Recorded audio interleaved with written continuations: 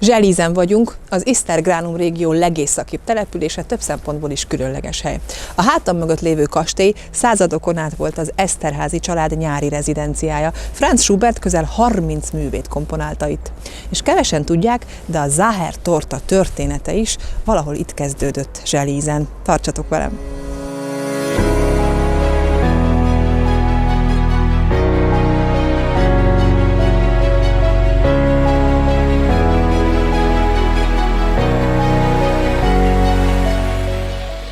A zselízi Sacher-házban vagyunk, mert hogy kevesen tudják, hogy a Sacher-torta Zselízről származik, és itt előttünk ez egyébként egy eredeti zselízi Sacher sütemény, Sacher-torta.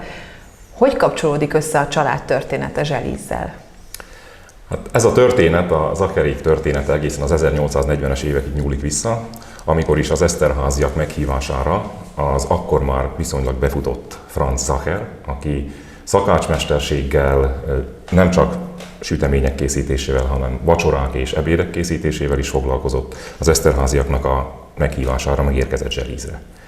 Azt tudni kell, hogy a zselízi Esterházy kastély az először ilyen nyári rezidenciaként szolgált az Esterháziak számára, de hát nem tudták nélkülözni a finom kosztot, és ezért Franz Sachert is elhozták. De maga a sütemény, ez ugye Ausztriához kötődik a legtöbb ember fejében. Egyébként muszáj lesz megkóstolnom. Itt ugye a lokál patrióták azt állítják, hogy a legfinomabb a zselízi Sacher, Egyértelműen, mint az eredeti.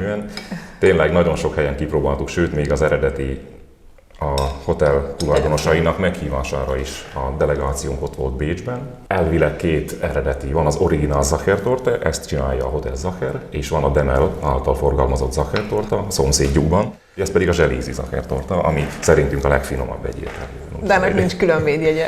Nincs külön védjegye. Tényleg egyébként hasonlít a mézes kalácsra, amit szlovákul pernyiknek mondanak, tehát hogy ilyen kakaós tészta és közötte lekvár. Igen, egyértelműen, tehát egyöntetű vélemény, csoki öntetű vélemény, hogy ez a zselízi, ez kevésbé száraz, tehát a tésztája kevésbé száraz, mint az eredeti bécsinek. Meg talán töményebben csokoládés a bécsi, nem? Tehát olyan csokisabb. Igen, hát ha már így kérdeztél arról, hogy a tortáknak a születéséről, tehát rengeteg mítosz és legenda kapcsolódik a Sacher-torta felfedezéséhez. A legeredetibb, vagy hát a legközkedveltebb az az, hogy Franz Sacher 17 évesen, még konyha inasként dolgozott Bécsben, Metternichnek a konyháján, az ismert Metternich kancellárnak a konyháján, és amikor a főszakás lebetegedett, akkor ezt a konyhainas bízták meg azzal, hogy gyorsan vacsorára készítsen egy fogást, végül is egy vacsorafogást, és gyorsan akkor készítette el a mendemonda szerint a Sacher-torta ősét. A Sacher-torta mellett felbukkannak az Esterháziak, Schubert, tehát egy kulturálisan nagyon érdekes vagy izgalmas hely lehetett. Milyen volt Zselíz összetétele a 19. században? Milyen emberek éltek itt? Milyen volt itt az élet? Zselíz egy falusi, egy ilyen kicsit parasztias település volt. Két világ élt. Az egyik volt az uradalom és a hercegi vagy grófi családnak a birtoka, amihez beletartozott a park, a kastély, és a kastélyt és a parkot övező uradalmi házak. Például egy ilyen ház az a Sacher-ház is. Tehát ezek sokkal magasabb szintű építészetileg is, és funkciójában is sokkal magasabb szintű házak voltak, és ők éltek maguknak egy életet, egy zárt környezetben, és volt körülöttük a falu.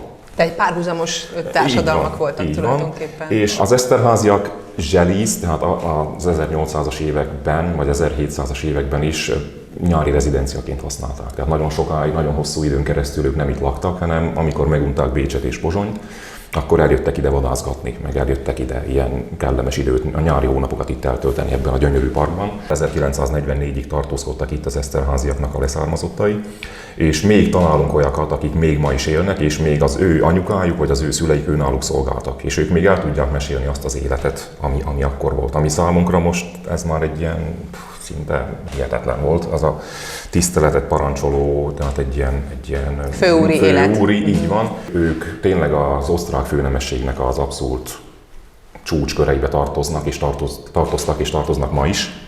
Társaimnak és nekem is az a feltett szándékunk, és ebben viszonylag sok munkánk van és lesz is a jövőben, hogy megpróbáljuk megőrizni Zselíznek azt a történeti magvát, ami még megmaradt. Amiben most ülünk, ennek egy része is egy ilyen történelmi épület, tehát ezt a néhány történelmi épületet igyekszünk megmenteni. És hogyha kialakítjuk az általunk Esterházy korzónak elnevezett ezt a történeti teret, akkor azt hiszem, hogy szinte korlátlan lehetőségeink vannak. ennek a fejlesztésére.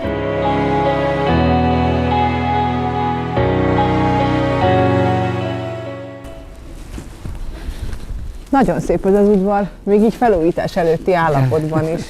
Hogy kapcsolódik ehhez a térhez Franz Schubert? Schubertet az Eszterházy család hívta meg, házi tanítónak, Eszterházy János Károly családja, és akkor, amikor első ízben jött, akkor Eszterházy Karolinát és Eszterházy Máriát tanította. Amikor másodszor jött, 1824-ben, akkor már Albertet is tanította zongorázni és énekelni. A két hölgyről, a két grófkisasszonyról tudni kell azt, hogy nem akármilyen énekesek voltak. Hogyha megnézzük azt a kottát, amit Schubert itt Zselízen írt nekik, mint énekgyakorlatot, hát láthatjuk azt, hogy a szopránszólam, amit Mária énekelt, és az altszólam, amit Karolina énekelt, nagyon, de nagyon igényes. Tehát csak úgy leblattolni, a mai szóval mondva nem lehetne, tehát azért azt gyakorolni kellett. Zselízen a nagyon sok négykezesre komponált zongoraművet, és erre kell büszkének lennünk, hogyha a Schubert életművét figyeljük, akkor ez kapcsolódik elsősorban Zselízhez, a négykezes zongoradarabok. Mi az, amit tudunk Schubert itt töltött időszakáról? Egészen pontosan mennyi időt töltött az Eszterházy kastélyban? Amikor először járt itt, 1818-ban, akkor kevesebbet, de akkor szerezte több művet. Ez volt az a boldog időszak, amiről azt írta, hogy úgy élek itt, mint egy isten.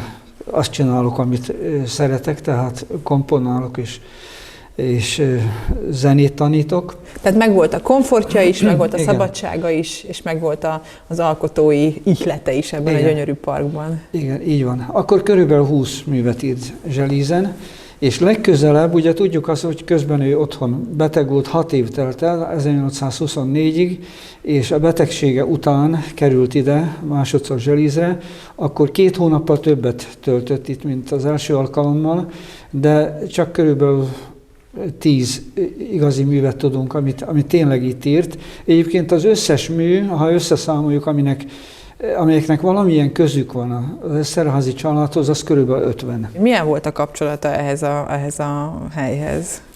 Ehhez a napirendjét kellene elképzelni, tehát ő viszonylag későn kelt. Annak nagyon egyszerű a magyarázata, mert sokáig fönt volt. Este volt egy föllépésszerű. Tehát amikor a Schubert műveket, a legújabban begyakorolt műveket a grófkisasszonyokkal, vagy néha egy nagyobb társasággal előadták. Tehát egy házi koncert gyakorlatilag. Így lehetne mondani, tehát házi koncert. Na most ehhez gyakorolni kellett. A gyakorlás az általában a délelőtt volt, a reggeli után. A reggeli valamikor 10-kor volt, megreggeliztek, következett a tanítás, ebéd, valószínűleg nem együtt ebédelt a grófi családdal, ugye ő mégiscsak egy szolga volt, és ezt nem engedhette meg magának a gróf, hogy őt leültesse. Érdekes, nem belegondolni, hogy mi hogy tiszteljük a nagy zeneszerzőt, és azért ő nem ehetett együtt Persze. a grófékkal. És a délutánja szabad volt, ilyenkor sétált a parkban, itt-ott kilovagolt a Tergenyére, ez egy szomszédos falu, azért, mert ott voltak németek, tehát német ajkúak. Itt Zselízen nem tudott szót érteni az itteni magyarokkal, csak esetleg a személyzettel. Amikor ilyen négykezes zongora darabokat játszanak, az igazi az, hogyha egy férfi és egy nő ül a zongorához. Mert a Schubert valamelyik grófkisasszonnyal játszotta együtt, és bizony vannak olyan részek, ahol a jobb kéz, a bal felén ülőnek a jobb keze átnyúlik a másiknak a bal keze fölött, lehet, hogy egy pillanatra hozzá is érhet a kezéhez. Hát ez nagyon nevetséges, hogyha ezt mondjuk 2 férfi adja elő, mert hát Schubert nem így képzelte ezt az átnyúlást. A férfi és nő között pedig milyen frivol, nem igaz? De mondjuk Zselízen nem volt szerelmes senkibe, egészen véletlenül Schubert? Állítólag Karolinába, ez legenda én szerintem, mert hát egy gróf kisasszonyban nem volt engedélye arra, hogy hát de az érzelmeknek nem lehet parancsolni, igen. Az érzelmek nincsenek tekintettel a rendekre, meg az arisztokráciára. Igen, de volt a személyzetben egy hölgy, egy Pepi nevezetű, Pöckelhofer, akiről tudjuk azt, hogy viszonya volt Schuberttel. Tehát ez egészen biztosan. Tehát ha a szerelem nem is, de valami viszony volt. Igen, így van. Milyen volt Schubert személyisége abból, ami fennmaradt utána? Milyen ember lehetett ő? Azon kívül, hogy későn kelt. És kereste a német ajkúakat, és jól érezte magát Zselízen. Zárkózott volt, az biztos. és gátlásos volt, ezt tudjuk. Barátai följegyezték róla, hogy mindig izzadt a tenyere, tehát, és hogy rettenetes büdös volt, írja az egyik. Hát ugye akkor nem voltak szegény. még dezodorok, meg nem lehetett minden nap csak úgy zuhanyozni, mert hát az nem is volt a házban. És hát nagyon rövidlátó volt, tehát szemüveg nélkül nem tudott elolvasni semmit, ezért általában a műveket is úgy szerezte, hogy fejben komponált, és amikor este leült gyertyafény mellett nagyon erős szemüveggel írta meg aztán a kéziratokat, és lehet a kéziratokon is látni, hogy mivel nagy hangfejeket írt, nagy hangjegyeket írt, hogy igenis rövidlátó volt.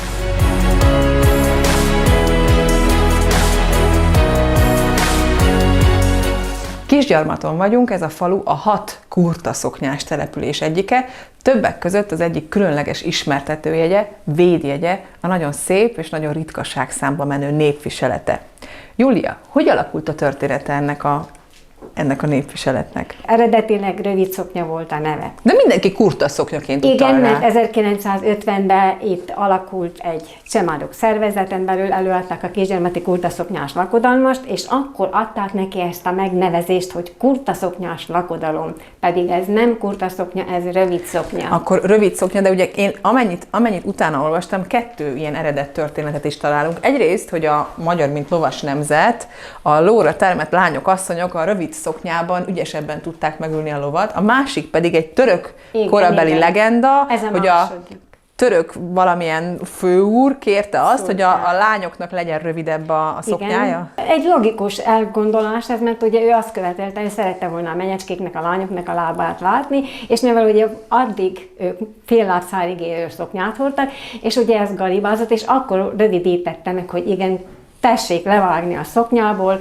hogy ő láthassa a menyecskéknek és a lányoknak a lábát, de viszont a menyecskék furfangósabbak voltak, mert állítólag, hogy a szoknyát lerövidítették, de viszont a derékrészt azt letették egész a farra. Úgyhogy nem nyert el vele semmit a helyi asszonyság, az kifogott rajta, de viszont a szoknya az mégiscsak rövid maradt. Ha jól tudom, akkor csak maga a felöltése majdnem egy órát vesz igénybe, Igen. ott a szalagokkal, meg a minden alsó szoknya, fölső szoknya. Mik a legjellemzőbb részei a lány népviseletnek, vagy a mennyasszonynak? Hát most, ami némileg, amit már látni ki van készítve, ez egy mennyasszonynak a viselete.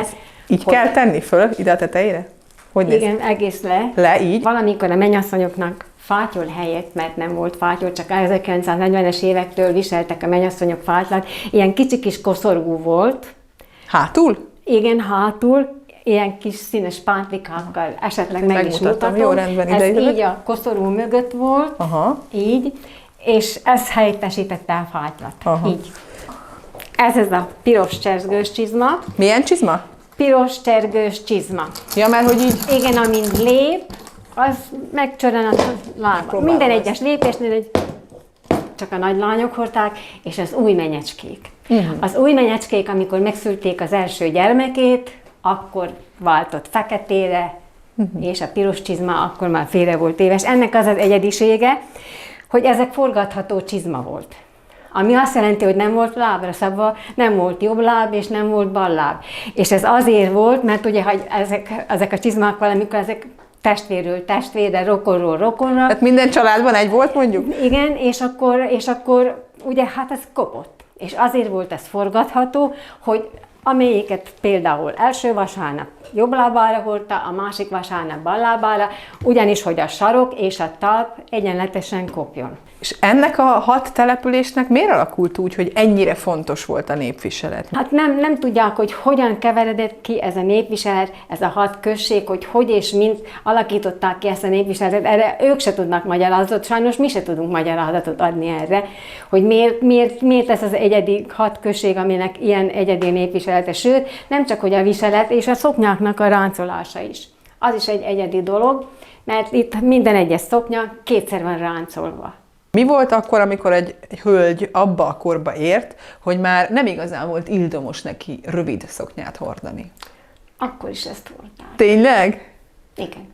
Mondjuk egy 50-es, 60-as? Igen, csak akkor már elmaradtak ezek a díszítő ellenek, akkor már egyszerű volt a népviselet. Kisgyarmaton itt mindig az volt, hát meg is lehet látni, hogy itt azért meg van szabva az, hogy itt ennek mint a skatuja, így szokták mondani, skatuja, ráma, úgy kellett állni a szoknyának, az ingnek és ehhez hasonló mindennek. Nem rám vannak méretezve ezek a ruhák, de ha már itt vannak ezek a csodaszép darabok, legalább egy kicsit belebújni.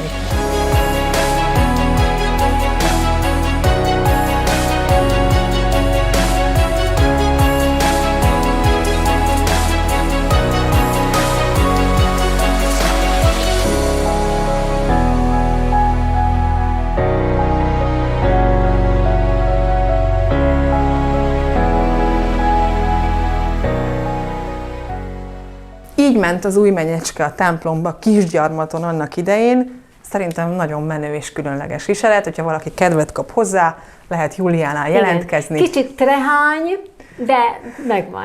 Kicsit trehány, de azért úgy nagyjából hoztuk Megvan. azt a formát, Így van. amit kell. Nem 100%-osan.